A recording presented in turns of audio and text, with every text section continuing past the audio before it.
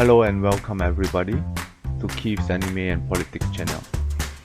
Today I want to talk about the background to the internal Parti Keadilan Rakyat aka PKR power struggle going on currently between Anwar Ibrahim and Azmin Ali.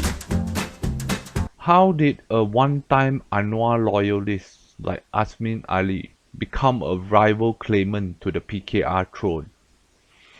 So let's get some context. Azmin Ali and Anwar Ibrahim goes way back to the 80s. Their relationship is, or was, one of the closest brother-in-arms bedfellows. When Azam, the youth chief of PKR, with the backing of the activist faction comprised of stalwarts like Chandra Muzaffar, Irene Fernandez, struggled for power against Azmin and his ex-UMNO faction, Wan Aziza, acting with the approval of Anwar, sided with Azmin decisively. We all know how the story goes. Azam ended up going back to UMNO eventually. Irene Fernandez died, may she rest in peace. And Chandra Muzaffar got back into the good grace of BN and got a plum job. Of course, later on the activist faction, or what's left of it, was bolstered by the addition of Parti Rakyat, who merged with Parti Keadilan to form Parti Keadilan Rakyat aka the PKR we know of today. So the remains of the activist camp and ex-member of Parti Rakyat look for a new leader to lead them, to regroup around, and found in Nurul Izzah the perfect figurehead.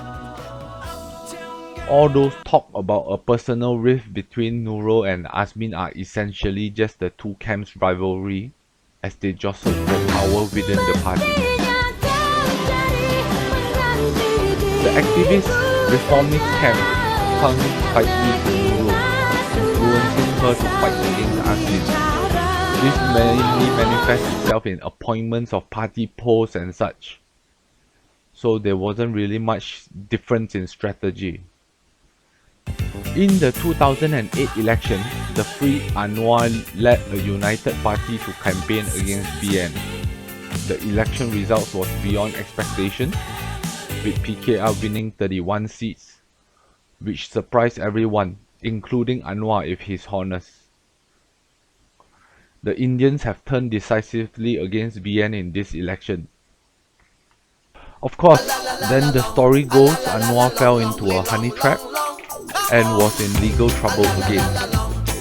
As he was embroiled in his legal defense, Anwar needed to depend on Azmin's support once again to unite the party. The 2013 election, which Anwar led, saw Pakatan doing better overall thanks to Chinese support, but the Malay vote swung back to BN and PKR ended up with 30 seats, one less than 2008. It was supposed to be Anwar's last hurrah, and Azmin is in the ascendancy. The tension spilled over during the Selangor Menteri Besar crisis. PKR, with the support of the majority of the assemblymen, nominated Wan Aziza as the Menteri Besar after the Kajang move. However, the Sultan of Selangor had other ideas, and after due process promptly appointed Azmin Ali Menteri Besar. Presented with a fait accompli, the PKR leadership had no choice but to accept the appointment with an open heart. And this is when Azmin's power grew exponentially. Many PKR loyalists were won over by Azmin with the backing of the power of the Selangor state government. Rafizi Ramli, meanwhile, is and always have been just an Anwar courtier who is close to Nurul. He doesn't have much support in PKR. Rafizi's power comes from the backing of Anwar Ibrahim and Nurul Izzah and Wan Aziza. The status quo of Azmin in the ascendancy as a power in his own right remained until the 2018 elections. Pakatan Harapan won, and Anwar was freed. This is when allegedly Azmin Ali's name was not presented to Dr. Mahathir for consideration for ministerial position by Anwar Ibrahim. This is evidenced by the fact that Azmin Ali was sworn in as Menteri Besar of Selangor originally. However, Dr. Mahathir, my idol, wishing to strengthen the bond of Pakatan Harapan, brought Azmin in as a minister.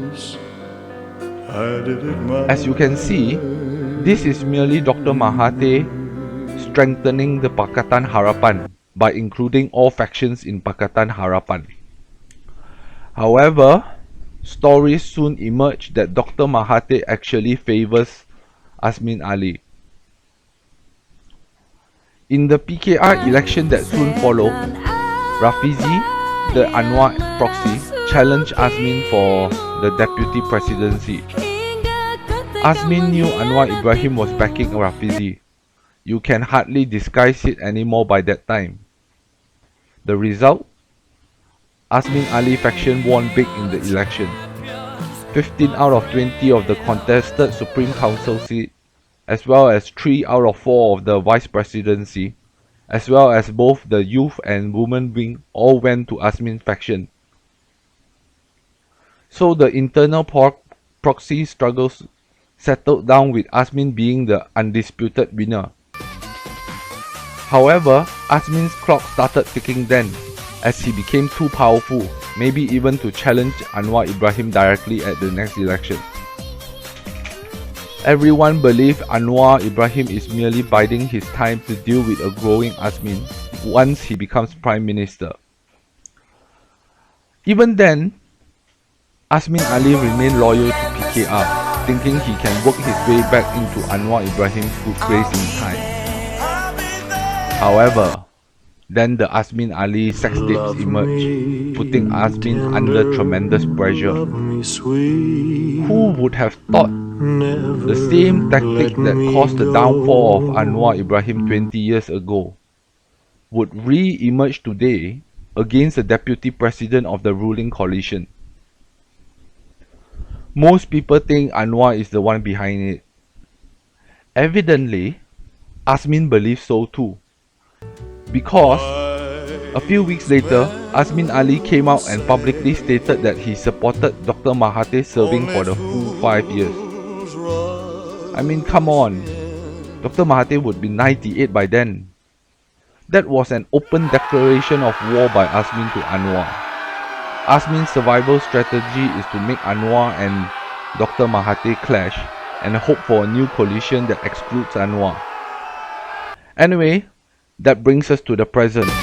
So that's it for the background, and wait for my next video when I will analyze going forward what will probably happen.